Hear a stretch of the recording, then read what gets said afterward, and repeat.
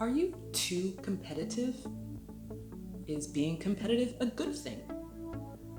How might being too competitive actually have a negative impact on how you move forward with your life? Let's talk about it.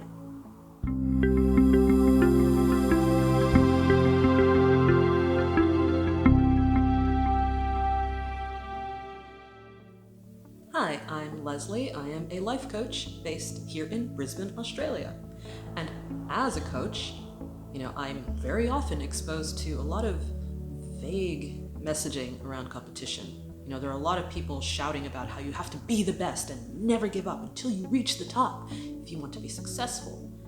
And that's interesting, but what sometimes gets lost in that kind of messaging is where to draw the line between acting in line with your values and letting competition dictate the decisions you make. You may be competing with a lot of different people in your life, intentionally or unintentionally. It could be work colleagues, friends or family, or possibly some random people in the media who you haven't met and will probably never meet. And maybe you have a pretty lighthearted sense of competition. Like when you see someone else succeed at something, you may think, yeah, that's cool, but I wonder if I could do it better. And that may help drive you forward in some way. If it helps to motivate you, or if you take a pretty chilled out approach to being competitive, then your relationship with competition may be serving you in some way that is actually beneficial. However, one way competition can become a problem is when it breeds a kind of unrelenting negativity. The kind of negativity that causes you to do things like make unethical choices to gain an advantage over someone. But another possibly less obvious consequence of being too competitive is that it can really stifle your progress in whatever it is you may be trying to achieve. Now let's look at a possible scenario that may seem awkwardly extreme, but take it as metaphorically as you need to. Let's say you want to buy a home.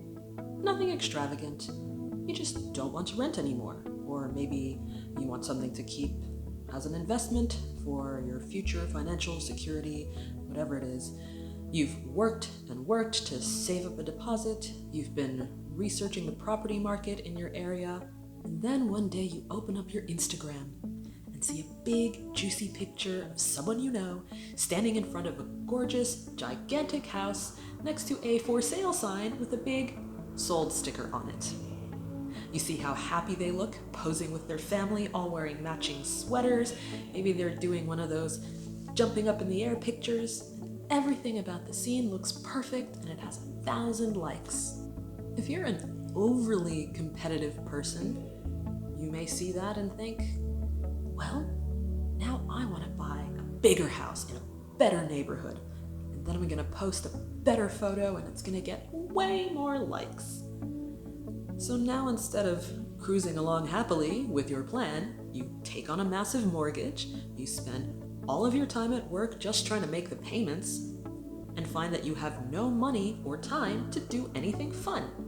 Then you might start to wonder what the point was of taking on all this extra debt for something you didn't really want in the first place. Something that wasn't really anchored in your true personal values.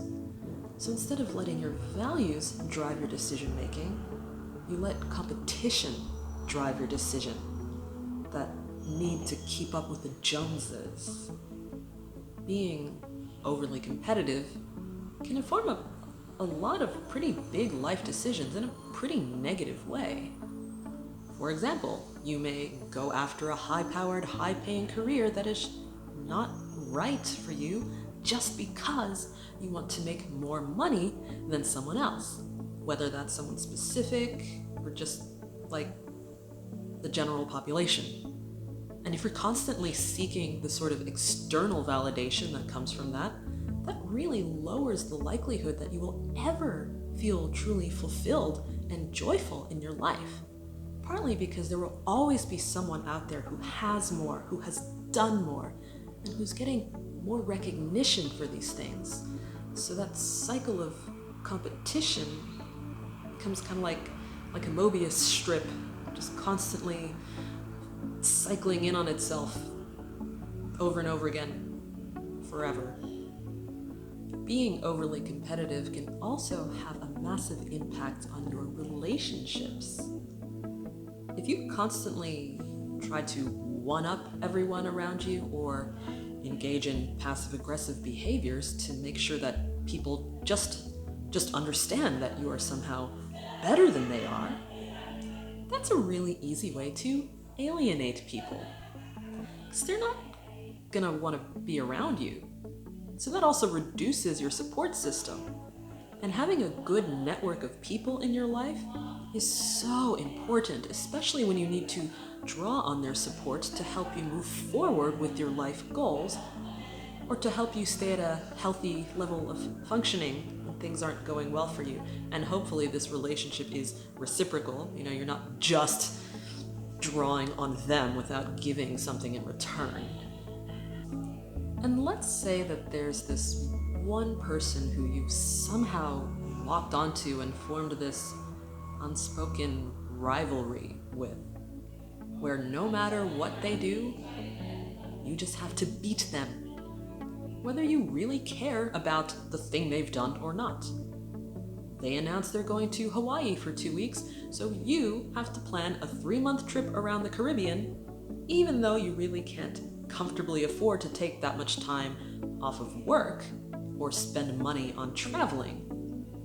But then they announced that their plans for Hawaii fell through because they got an amazing job offer in Thailand. So what do? If your plan to explore the Caribbean was actually inspired by some internal value, you might think, hey, good for you. But if all you wanted was to one-up this other person, then you're pretty much stuck at that point. And you're gonna have to find some other way to outdo them, which is pretty pointless. And it just keeps you in that cycle of competition. In these examples, I've presented possible actions that may occur as a result of the need to outdo someone, but being too competitive can also result in a lack of action. Seeing someone achieve a goal that you would like to achieve can be inspirational, but if your relationship with competition is really unhealthy, you may just quit before you've even begun. That fear of failure can creep in and tell you, well, you're never gonna do that thing as well as that person, and you might look a bit silly in comparison if you try, so you probably shouldn't try at all. And not trying something because you're afraid of the possibility of failing is such a shame. It's a kind of thought that can keep you awake at night decades later, wondering what your life could be like if you had just taken that chance all those years and years and years ago. So, what is the alternative? Instead of letting competition drive your decisions, it's really important to take the time to examine your personal values. Let your values drive your decisions. Don't put so much energy into worrying about how your life looks compared to another person's. And I realize that is much easier said than done. So if this is something you're struggling with, let's talk about it. Get on my socials, leave me a comment, go to my website, get in touch. I would love to hear from you. Also, be sure to subscribe to my channel and let me know what you want me to talk about in a future video. I post a new one every week, so I'm very open to any ideas you may have. All right, I'll leave it at that. Have an awesome week, and I'll see you next time.